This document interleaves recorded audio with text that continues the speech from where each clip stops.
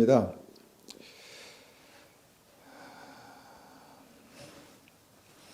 오늘 함께 나눌 말씀의 제목은요, 내 삶의 애굽과 가나안입니다. 내 삶의 애굽과 가나안. 우리의 삶에 분명히 그 애굽이라고 말하는 그 구약 성경의 애굽이라고 말하는 그 애굽과 가나안이라고 하는 그 가나안이 존재합니다. 그 애굽의 현실과 가나안의 현실이 우리의 삶 가운데 분명하게 존재한다는 것이죠. 지난 시간에 우리는 주님을 따르는 것이 구원받는 믿음이다라는 아주 단순하고 중요한 말씀을 나눴습니다. 주님을 따르는 것이 믿음이고 구원입니다. 그러면 우리가 그 말씀을 듣고 한 주간 어떻게 주님을 따르며 살고 살아왔습니까? 우리가 다시 한번 이것을 생각하면서 우리의 삶에 주님을 따르는 은혜가 있기를 원합니다. 우리가 주님을 따르겠다라고 생각하는데요. 그런데 문제는 그런 믿음의 의지가 있어도 그게 쉽지 않다는 것입니다. 주님을 따르고 싶습니다. 주님을 따라 생명의 길을 가기 원합니다. 그런데 그거 쉽지 않다라는 것입니다. 왜 그런가 봤더니 어떤 힘이 우리를 누르고 그 힘에 묶이고 그 힘에 사로잡혀서 쉽게 헤어나오지 못한다라는 것을 보게 된다는 것이죠. 실제로 이런 힘이 있다는 것입니다. 믿음을 가지고 천국 가는 우리의 삶에 이 힘은 우리를 누르고 묶고 정말 우리를 사로잡는 이 힘은요, 굉장히 실제적인 문제다라는 것입니다. 여러분, 그 힘이 무엇일까요? 이 힘이 실제로 있을까요? 이 힘의 정체에 대해서 에베소서 6장은 정확히 이렇게 말씀합니다. 공중 권세를 잡은 악한 영들이다. 공중 권세를 잡은 악한 영들. 악한 영들이 공중 권세를 잡고요, 어떤 영향력, 힘을 행사하고 있다는 것입니다. 공중 권세를 잡은 악한 영들, 그 힘이 실제로 존재합니다. 그리고 그 힘이 실제로 역사한다는 것이죠. 예수님께서 복음을 전하시면서 제자들에게 주신 것이 있습니다. 무엇인가요? 제자들에게 생명을 살리는 복음을 주셨습니다. 말씀을 주셨습니다. 주 예수를 믿으라. 그리하면 너와 내 집이 구원을 얻으리라. 여러분, 이것보다 더 확실한 복음이 어디 있겠습니까? 이것보다 더 확실한 것이 어디 있겠습니까? 이 복음 하나면 충분하지 않나요? 그런데 여러분, 이 복음과 함께 주님께서 주신 것이 있다는 것입니다. 한 가지 능력을 주셨는데 그것이 무엇입니까? 악한 영들을 쫓아내는 권세, 귀신을 쫓아내는 권세를 주셨다라는 것입니다. 여러분, 왜 이것을 제자들에게 복음과 함께 주셨을까요? 복음을 전하는 데는 이 권세, 악한 영을 쫓아내는 권세가 절대적으로 필요하기 때문입니다. 복음을 전하고 영혼을 살리기 위해서는 동시에 그 영혼을 누르고 있는 악한 이 묶임, 악한 영의 이 묶임을 끊고 눌림을 쫓아내고 그 영향력에서 해방시키는 것이 필요하다라는 것이죠. 그래서 예수님께서 제자들에게 그 능력을 주신 것이죠. 여러분, 우리의 삶도 이런 실제적인 악한 영들의 영향력이 있을 수 있다라는 것입니다. 묶임이 있을 수 있다라는 것입니다. 이 영들이 어떻게 합니까? 사람을 그냥 놔두지 않습니다. 사람을 짓누르고요, 사람을 묶고 사로잡아서 자기가 원하는 것대로 그렇게 좌지우지합니다. 그러니까 예수님을 따르는 것을 어떤 이 힘이, 악한 영들의 힘이 방해하고 있다는 것이죠. 그 힘으로 방해하고 있다는 것이죠. 여러분, 오늘 우리가 생각해 보기 원하는 이 공중 권세, 악한 역사, 악한 힘, 이것이 무엇이고 이것을 어떻게 우리가 깨뜨릴 수 있을까를 한번 생각해 보기 원합니다. 이스라엘 백성들을 향한 구원은요, 하나님의 복음의 메시지를 통해서 시작됐습니다. 내가 내게 약속한 땅을 주겠다, 가나안 땅을 주시겠다라는 그 약속의 말씀을 주셨죠. 이것이 복음이었습니다. 그리고 이 복음을 듣고 이스라엘 백성들이 애굽을 떠나서 광야를 지나고 가나안에 들어가는 과정, 이것이 구원이다라고 히브리서는 말씀하시죠. 이것이 구원이었습니다. 그런데 그 과정에서 하나님 이런 말씀을 하셨습니다. 출애굽기 7장 16절 말씀 한번 봅니다. 출애굽기 7장 16절입니다. 7장 16절. 7장 16절 말씀입니다. 그에게 이르시기를 히브리 사람이 하나님 여호와께서 나를 왕에게 보내어 이르시되 내 백성을 보내라. 그러면 그들이 광야에서 나를 섬길 것이니라 하였으나 이제까지 내가 듣지 아니하였도다. 하나님께서 이스라엘 백성을 구원하시기 위해서는요, 먼저 해결돼야 될 문제가 있었습니다. 그 문제가 무엇입니까? 하나님의 백성들을 단단하게 묶고 단단하게 억압하고 있는 큰 힘, 그 큰 힘에서 해방시켜야 한다는 것이죠. 그 힘이 무엇입니까? 바로 바로 왕의 권세였습니다. 여러분, 이것은 굉장히 실제적인 문제입니다. 실제적인 문제. 바로가 그 군대의 힘으로 이스라엘 백성들을 억압하고 있었습니다. 바로가 채찍으로 이스라엘 백성들을 그렇게 핍박하고 있었습니다. 바로가 법과 원칙으로, 자기가 만든 법과 원칙으로 이들을 그렇게 컨트롤하고 있었다는 것이죠. 그러니까 이 힘이 이스라엘 백성들을 하나님을 따르지 못하도록 그렇게 잡고 누르고 억압하는 그런 힘이었다라는 것입니다. 이 권세, 이 힘이 이스라엘 백성들을 그렇게 묶어서 하나님을 따르지 못하도록 했다는 것이죠. 그래서 하나님께서 말씀하십니다. 내 백성을 보내라. 내 백성을 보내라. Let my people go. 하나님께서 내 백성을 자유케 하라. 이렇게 말씀합니다. 그런데 바로가 쉽게 말을 듣지 않습니다. 바로가 이 말씀을 듣고요, 10번이나 그렇게 하겠다 하고 말하지만 그렇게 하지 않습니다. 9번이나 그렇게 하겠다 말하지만 그렇게 하지 않고 10번째 하나님께서 강력한 어떤 그런 힘으로 바로의 권세를 깨뜨리십니다. 여러분, 이 권세에서 이스라엘 백성들이 스스로의 힘으로 빠져나올 수 있었을까요? 그것은 불가능했습니다. 그래서 하나님께서 그 하나님의 구원을 가로막고 방해한 이 엄청난 힘을 어떻게 합니까? 10가지 재앙으로, 10가지 어떤 하나님의 권능으로 그것을 해방시키셨다라는 것입니다. 자유케 하셨다라는 것입니다. 여러분, 우리가 살고 있는 이 땅에도 어떤 그런 힘이 있다라는 것입니다. 우리가 생각할 때 긍정적인 면과 부정적인 면이 있겠지만 이 공권력이라는 것이죠. 공권력. 예를 들면 한국에서 마약류가 철저하게 통제되고 있죠. 특별히 마리화나 이 문제가 심각해서 여러 사람들에게 이 문제가 굉장히 심각하게 그렇게 나타나고 있습니다. 그래서 그것을 가지고 사람을 감옥에 가두기도 하고 그러죠. 그런데 여러분, 이 캐나다에서는요, 그 마리화나가 합법입니다. 합법. 그것을 소지하고 판매하고 이것이 합법화 되어서 이 한국에서는 그렇게 통제하고 그렇게 무섭게 다루는데 여기서는 그냥 자유롭게 놔둔다는 것입니다. 무엇이 옳습니까? 무엇이 옳습니까? 그리고 지금 캐나다에서 보니까요, 일부 도시에서는 마약 2.5g까지 소지하는 게 합법화되고 있다라고 합니다. 최근에 그런 법이 통과되었다라고 그렇게 말합니다. 참 어른도 스스로를 통제하고 그렇게 통제하기가 힘든데 통제력이 없는 그 청소년들이 이런 문제에 자유할 수 있을까, 이런 생각을 해보면서 참 마음이 아픕니다. 이 악한 공중 권세의 역사라는 것입니다. 정부의 공권력의 힘에 의해서 통제되고 있지만 여러분, 그것이 악한 공중 권세의 역사와 이렇게 연결되어 있다라는 생각을 해볼 수 있습니다. 이전에 한국에서는 미션 스쿨이라고 해서 학교에서 복음을 전하는 것이 문제가 되지 않았습니다. 그런데 지금 어떻습니까? 지금은 차별금지법이라고 해가지고 한국 학교에서 복음을 전하면 문제가 된다고 합니다. 그런 얘기를 들었을 때 참 마음이 아픕니다. 뭔가 큰 힘이 믿는 사람들을 누르고 묶고 끌고 간다라는 생각을 하게 됩니다. 여러분, 전 세계적으로 죄라고 말하면 안 되는 법이 강력하게 그렇게 성경의 진리를 대적하고 있죠. 북미도 그렇고. 여러분, 이것이 바로 공중권세의 영향력입니다. 공중권세의 힘이라는 것이죠.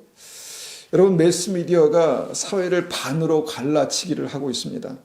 뭐 정치로, 뭐 종교로, 교회도 반으로 갈라치고 양분화되어 있다라는 생각을 하게 됩니다. 교회뿐만이겠습니까? 가족도 뭐 정치나 종교 때문에 누구를 지지하느냐, 누구를 따르냐에 따라서 그렇게 반으로 대립하게 만들고 서로 싸우게 한다라는 것이죠.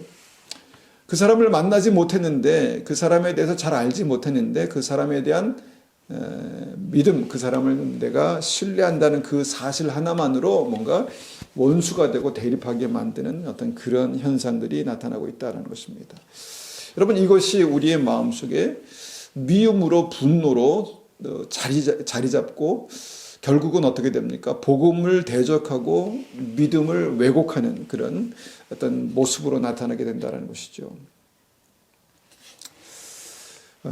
이스라엘을 애굽에서 구원하실 때와 같은 모양으로, 같은 원리로 하나님의 백성들을 이런 어떤 권세, 묶고 있는 권세에서 자유케 할 수 있는 방법이 없을까요?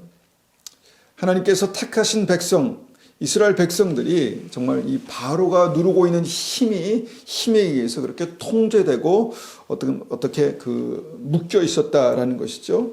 그래서 하나님께서 10가지 재앙으로, 10가지 기적으로 이스라엘 백성들을 자유케 하셨다라는 것입니다.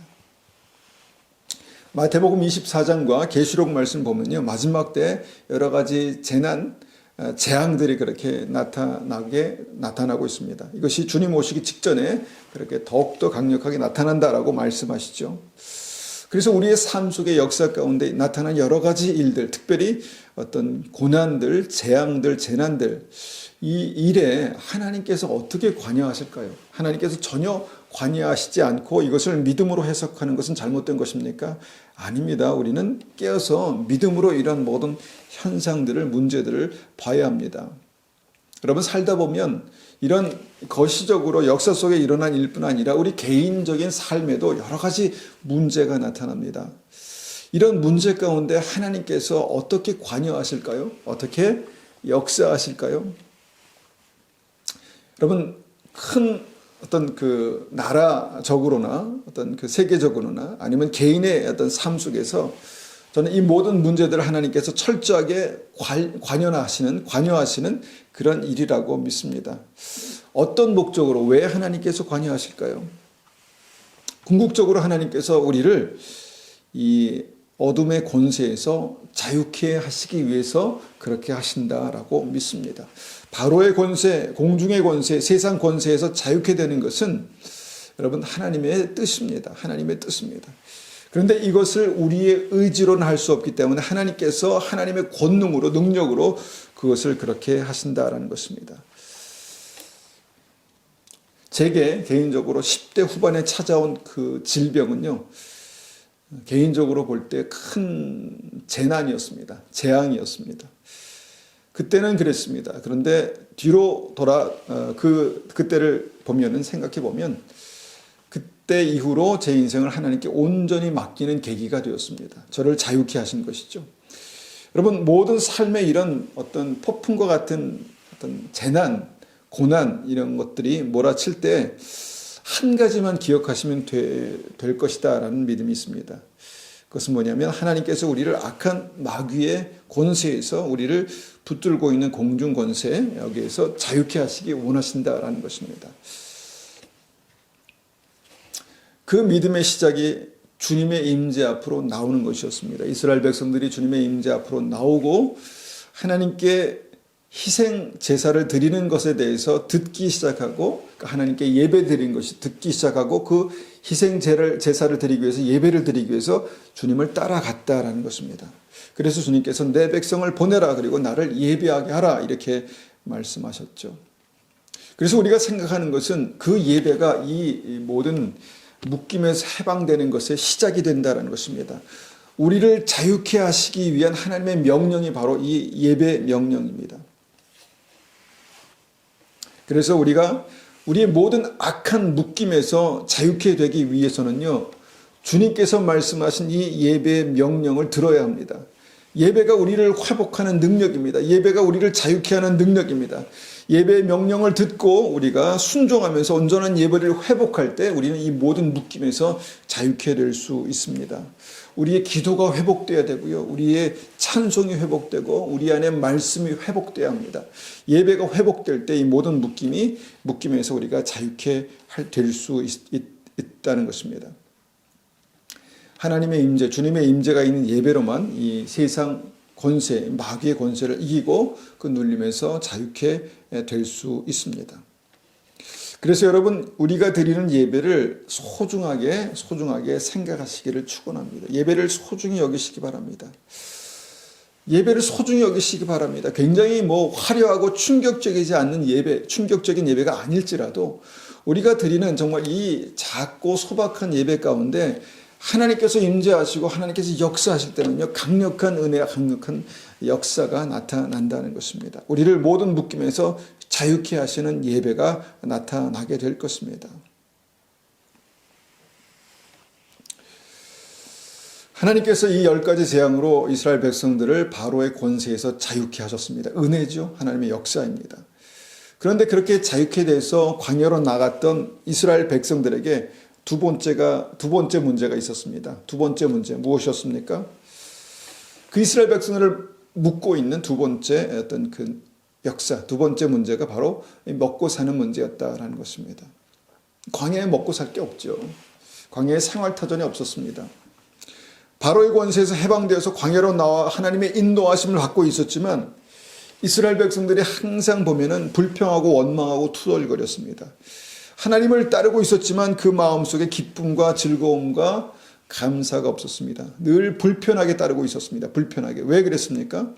몸은 하나님을 따르고 있었지만 마음이 묶여 있었기 때문입니다. 마음이 묶여 있었습니다. 마음이 눌려 있었습니다. 무슨 문제로요? 사는 문제로, 먹고 사는 문제로. 저는 이것이 에덴 동산의 저주에서 해방되지 못했다라는 생각을 합니다.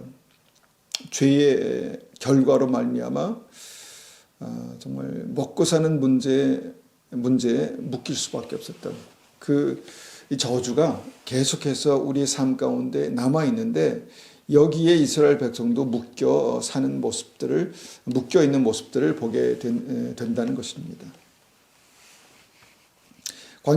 광야를 지난 이스라엘 백성들이 늘 하나님 앞에서 먹을 것이 없다, 마실 물이 없다, 고기가 없다, 파와 마늘이 부추가 없다 라고 그렇게 원망하고 불평했습니다. 먹는 문제, 사는 문제로 그렇게 불평했습니다.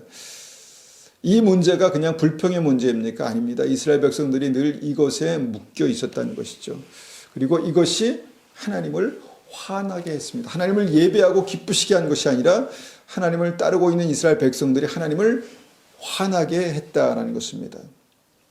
우리가 예수 믿으면 삶의 모든 문제가 다 해결됩니까? 그렇지 않습니다. 광야를 지나는 이스라엘 백성들에게처럼 우리의 삶에도 분명히 먹고 사는 문제가 늘 우리를 힘들게 합니다. 인생이 광야이기 때문이죠. 가나안에 들어가기 직전까지 이 묶임에서 완전하게 자유케 되는 것이 쉽지 않습니다. 이스라엘 백성들이 하나님의 인도하심을 따르고 있었지만 이 삶의 문제에 늘 마음이 묶여 있었다라는 것입니다. 그래서 하나님을 온전히 따를 수 없었습니다. 사는 게 쉽지 않죠. 우리도 그렇습니다. 직장에 매이고 삶의 문제에 매이고 시간에 매이고 여러 가지 삶의 묶임들이 참 우리를 그렇게 우겨싸고 단단히 묶고 있다라는 것입니다. 좀처럼 헤어나기가 쉽지 않습니다. 믿음이 있어도 가정의 염려와 근심과 이런 문제 때문에 다툼이 있죠. 돈이 부족하고 시간이 부족하고 삶이 늘 부족합니다. 그래서 감사가 없고 원망이 있고 불평이 있습니다. 말씀을 우리가 기억해야 합니다. 이스라엘 백성들이 이 문제 때문에 하나님을 늘 경록해 해드렸다는 것입니다. 하나님을 따르고 있었지만 그 마음의 묶임 때문에 하나님을 계속해서 경록해 해드렸습니다. 여러분, 신약을 보면 신약시대 크리스찬들도 이 문제 때문에 치명적인 믿음의 어려움에 부딪힙니다. 말씀을 보면요, 마태복음 22장 2절 말씀입니다. 마태복음 22장 2절. 마태복음 22장 2절. 22장 2절입니다. 천국은 마치 자기 아들을 위하여 혼인잔치를 베푼 어떤 임금과 같으니, 주님께서 천국 비유에 대해서 말씀합니다. 천국이 무엇입니까? 주님께서 천국 잔치를 베푸셨다. 혼인 잔치를 베푸셨다는 것입니다. 그리고 5절로 넘어가 봅니다. 5절. 그들이 돌아보지 않고 한 사람은 자기 밭으로 한 사람은 자기 사업하러 가고 천국 잔치를 베푸셔서 주님 부르시는데 그들이 돌아보지 않았답니다. 왜 돌아보지 않았습니까? 왜 천국을 돌아보지 않았습니까? 한 사람은 자기 밭으로 한 사람은 자기 사업으로 그렇게 바빴기 때문입니다. 사는 문제 때문에 결국 천국행을 포기했다라는 것이 이 말씀입니다. 여러분, 이것이 현실입니다. 사는 문제가 천국행을 포기하게 합니다. 사는 문제가, 이 묶인 사는 문제가 결국은 믿음을 내려놓게 합니다. 믿음과 반대 방향으로 가게 한다는 것이죠. 그래서 성경이 이렇게 경고합니다. 마태복음 6장 25절 보면요. 6장 25절. 25절입니다. 6장 25절. 그러므로 내가 너에게 이르노니 목숨을 위하여 무엇을 먹을까 무엇을 마실까 몸을 위하여 무엇을 입을까 염려하지 말라. 몸이 음식보다 중하지 아니하면 몸이 의복보다 중하지 아니하냐. 자, 주님께서 염려하지 말라 말씀하십니다. 무엇에 대해서요? 무엇을 먹을까 무엇을 마실까 그 삶의 염려를 내려놓으라 이렇게 말씀하십니다. 물론 염려할 만합니다. 왜냐하면 당장 부족하기 때문에 당장 없기 때문에 염려할 만합니다. 그런데 이것을 내려놓으라라고 그렇게 말씀하시죠. 왜 그렇습니까? 늘 무엇을 먹을까 무엇을 마실까 염려하다 보면 결국 이것이 우리의 천국 가는 발목을 잡는다는 것입니다. 천국 가는 백성들의 발목을 잡는다는 것입니다. 이것이 주님께서 말씀하신 말씀입니다. 마태복음 6장 26절입니다. 마태복음 6장 26절. 한 사람이 두 주인을 섬기지 못할 것이니 혹 이를 미워하고 저를 사랑하거나 혹 이를 중히 여기고 저를 경히 여김이라. 너희가 하나님과 재물을 겸하여 섬기지 못하니라. 결국은 먹고 사는 문제 때문에 무엇을 먹을까 무엇을 마실까 문제를 25절에 그렇게 고민했는데 바로 그 다음 절에서 주님은 이것이 하나님과 재물을 겸하여 섬기는 문제로 될 수 있다라고 그렇게 말씀합니다. 염려하면 계속해서 묶여 있으면 계속해서 이것이 삶을 끌고 가게 되면 이것이 결국은 하나님과 재물을 겸하여 섬기는 것이 될 것이다 라고 그렇게 경고하시는 것이죠. 결국 이 문제가 현대 믿음을 가지고 주님을 따르는 크리스찬들의 삶에 예배를 허물어뜨리고 있습니다. 예배를 허물어뜨리고 있습니다. 늘 염려함으로 늘 걱정함으로 늘 묶여서 주님께 나오지 못합니다. 너무 바빠서 밭을 갈기 위해서 사업의 문제로 주님께 나오지 못한다는 것입니다. 여러분 먹고 사는 문제에 묶여 있으면요 주님을 따를 수가 없습니다. 여러분 이것은 너무 분명한 사실입니다. 어쩔 수 없지 삶의 문제이기 때문에 어쩔 수 없지 이렇게 생각할 수 있는데요. 이것은 단순한 삶의 문제 먹고 사는 문제가 아닌 것을 아셔야 합니다.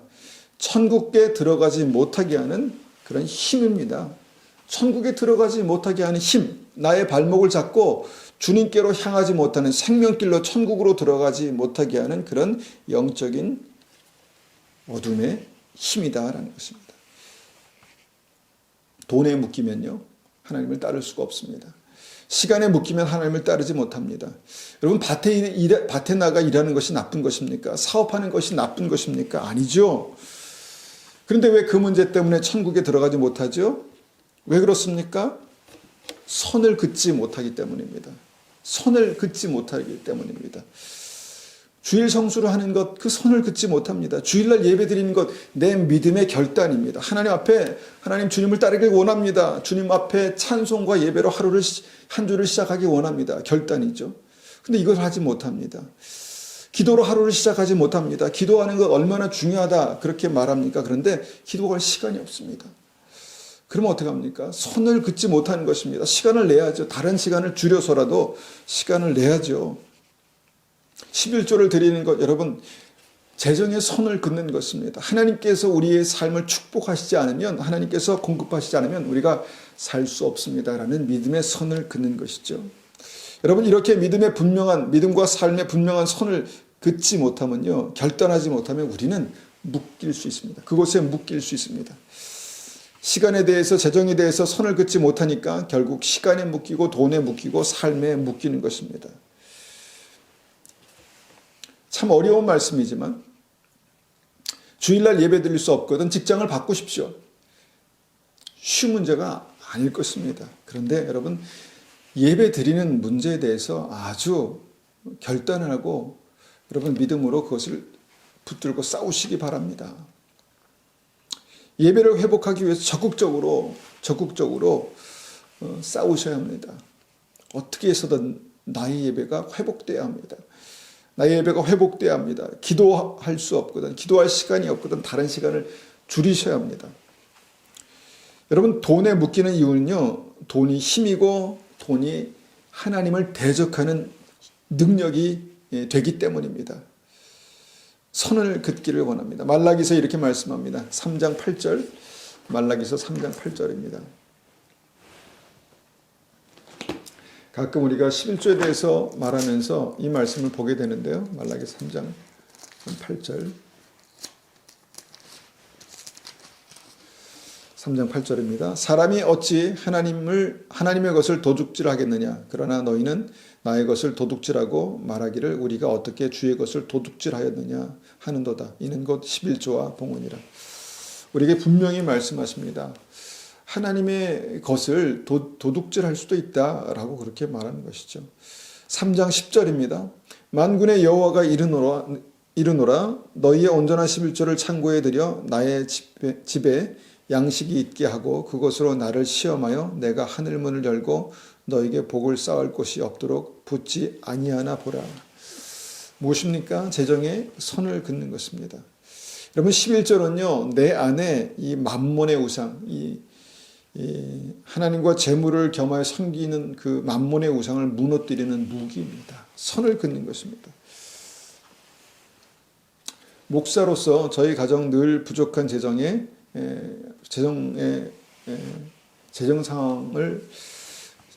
상황에 있었습니다. 그럼에도 불구하고 참 감사하게 아내가 더 믿음이 좋은 것 같아요. 재정의 11조를 드렸습니다. 늘 부족한 것 같았지만 지금 뒤를 돌아다 보면 하나님께서 넘치도록 축복하신 것을 제가 분명히 느낍니다. 넘치도록 축복하셨다는 것을 분명히 믿음으로 고백합니다. 여러분, 이런 은혜가 우리의 삶 속에 있어야 합니다. 여러분, 많은 것 같지만 하나도 없을 수 있고요. 없는 것 같지만 하나님께서 다 모아서 축복하실 수 있습니다. 여러분, 이 묶임에 대해서 자유케 되시기를 축원합니다. 마지막 세 번째로 가장 강력한 묶임 하나가 있습니다. 그것은 무엇인가 하면요, 죽고 사는 문제 하나님께 맡기는 것입니다. 죽고 사는 문제 하나님께 맡기는 것입니다. 말은 쉽게 한다 이렇게 말씀하실 수 있는데요.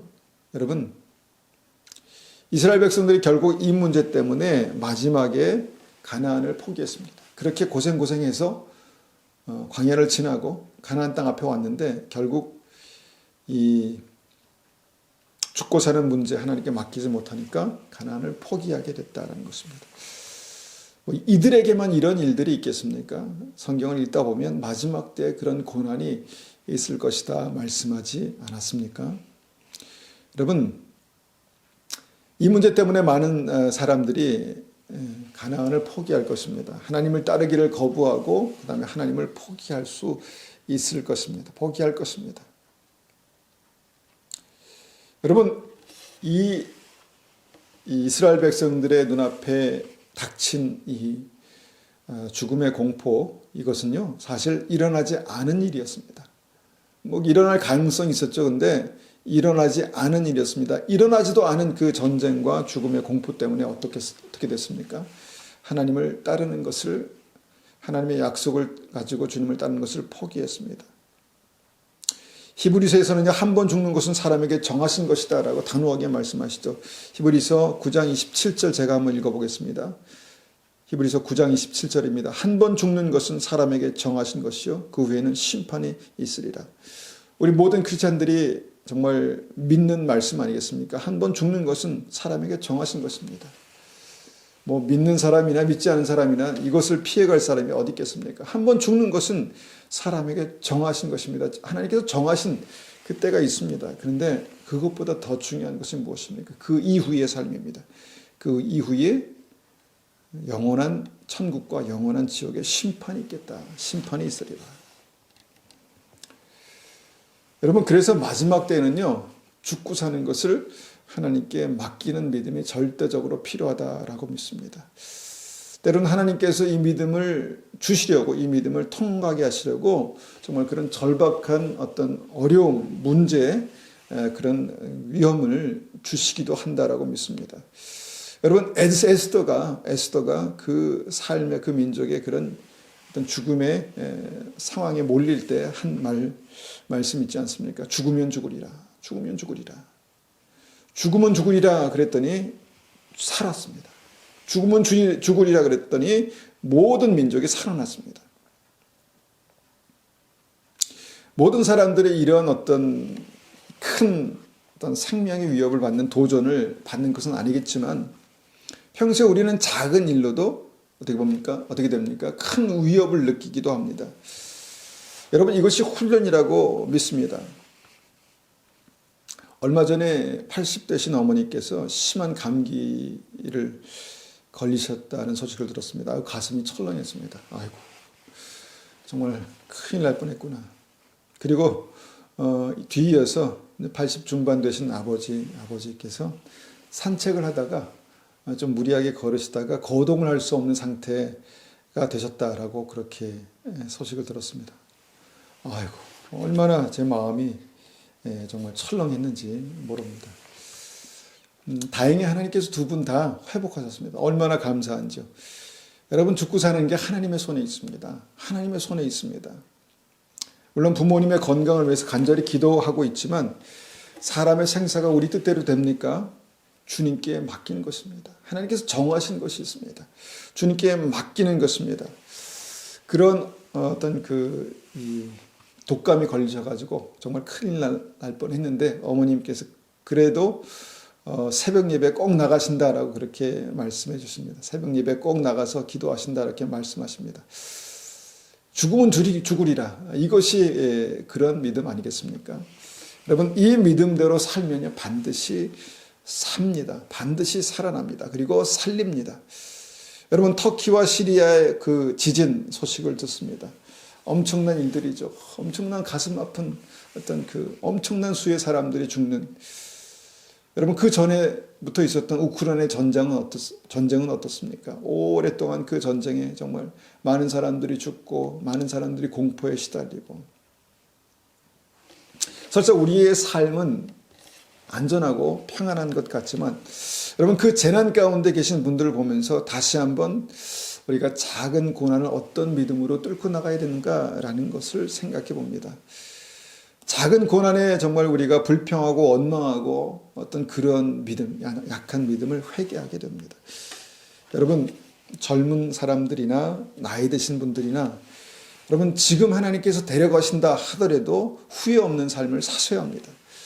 여러분, 한 번 죽는 것은 사람에게 정하신 것이지만 그 후에는 심판이 있다라고 말씀하십니다. 영생이 있습니다. 영원한 삶이 있습니다. 분명하고 확실한 영원한 삶이 있다라는 것입니다. 결론을 맺습니다. 우리를 짓누르는 힘이 있습니다. 하나님을 따르지 못하도록 우리를 짓누르는 세상의 권세, 삶의 무게, 생명의 위협, 이런 것들이 있습니다. 그런데 여러분, 오직 믿음으로만, 하나님의 권능으로만 이것에 자유케 될 수 있습니다. 그래서 어떻게 합니까? 예배가 회복돼야 합니다. 예배를 회복하고 기도를 회복하고 찬송을 회복하고 주님 앞에 나아가는 그 믿음의 삶을 회복하시기를 축원합니다. 그때 하나님께서 우리를 이 모든 묶임에서, 이 모든 우리를 누르는 힘에서 자유케 하실 것입니다. 그런 은혜가 우리 삶 가운데 반드시 나타나게 될 것입니다. 우리가 이 말씀을 가지고 한번 같이 기도하겠습니다. 하나님 앞에 기도할 때 하나님, 우리의 삶에 정말 실제적으로 우리를 짓누르는, 그래서 하나님께 나가지 못하도록 묶는 그런 힘, 악한 공중권세 하나님 묶임을 깨뜨려 주시고 우리가 주님 앞에 정말 날마다 정말 기쁨으로 자유하게 나아갈 수 있는 은혜가 있게 도와주십시오. 예배를 회복해 주십시오.